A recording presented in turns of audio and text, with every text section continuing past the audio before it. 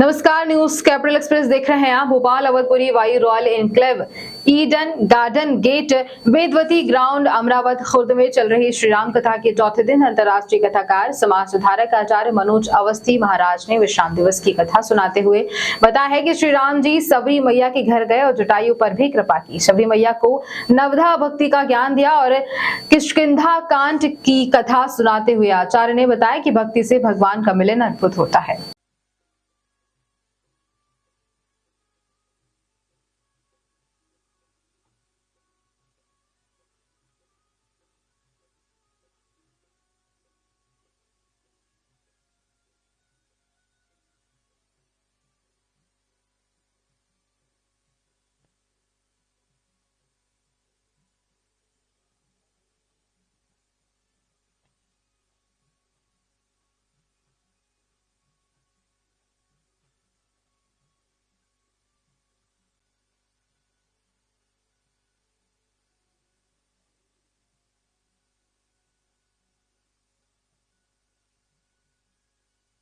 मैं सभी भक्तगणों से ये सूचित करना चाहता हूं कि ये उत्साह हिंदुओं में ही नहीं है, हिंदू मुस्लिम सिख ईसाई सब लोगों में इतना उत्साह है। अगर ये उत्साह देखना है तो 22 तारीख को आप अवध का लाइव दिखाएं, अवधपुरी का, तो उसमें ऐसा नहीं है कि हिंदुओं में ही है। मैं कहता हूँ मुसलमानों में इतना उत्साह है कि हिंदुओं से ज्यादा, उनको इतना रोजगार मिला है। आज अवध स्वयं अवधपुरी हो चुका है। अगर यहीं की बात करें अपन भोपाल की, तो भोपाल में आप लाइव देख सकते हो। इतना आनंद आ रहा है, जितना अयोध्या में आता है उतना आनंद यहाँ भी आ रहा है। हमारे परम आदरणीय समाज सुधारक मनोज अवस्थी जी के मुखार बिंद से जो हमने राम कथा सुनी, उसमें इतना आनंद आया कि उसकी कल्पना कर नहीं सकते हैं। बोलो जय जय श्री राम। विज्ञान परमाणु संस्थान की तरफ से भव्य 28 से लेके 4 तक बहुत भव्य राम कथा हुआ। इसमें हमारे दासानुदास मनोज अवस्थी, दासानुदास राम मनोहर सेंगर जी के नेतृत्व में कार्यक्रम हुआ। हमारे गुरु जी मनोज अवस्थी जी का और सभी जो आए आसपास की सभी कॉलोनी का बहुत बहुत धन्यवाद। आज विशाल भंडारा चल रहा है, सभी से अनुरोध भी कि वो प्रसाद भी लेके जाए। बहुत बहुत धन्यवाद।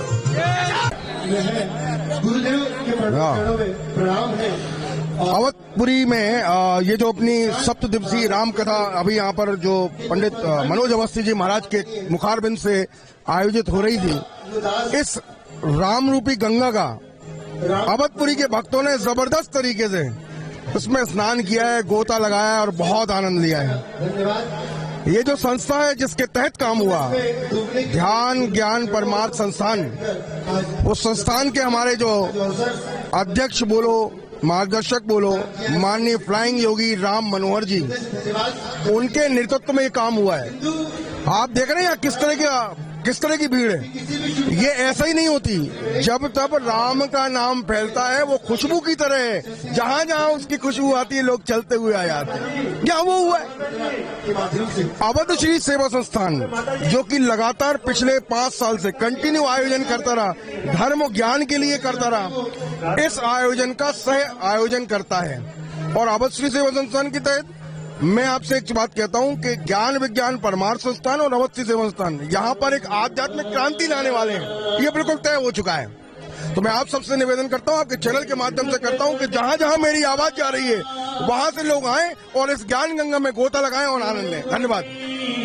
जय जय श्री राम।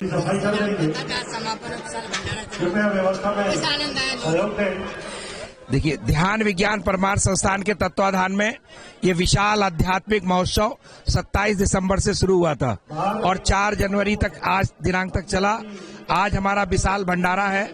पूरी अवधपुरी क्षेत्र की जनता ने भक्तिमय भाव विभोर होकर के राम कथा का आनंद लिया एवं इसके साथ साथ अध्यात्म के विषय में, गृहस्थ की साधना के विषय में सीखा। कैसे हम गृहस्थी में रहते हुए सब कार्य धर्मानुकूल करते हुए अपने इष्ट की याद में 24 घंटे कायम रह सकते हैं।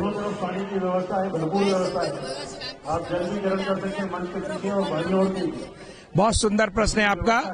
ये 22 जनवरी को भगवान श्री राम अयोध्या में विराज रहे हैं और इस हमारी भोपाल की अवधपुरी, उस अवधपुरी में तो निमंत्रण बंद कर दिया गया है 22 जनवरी का।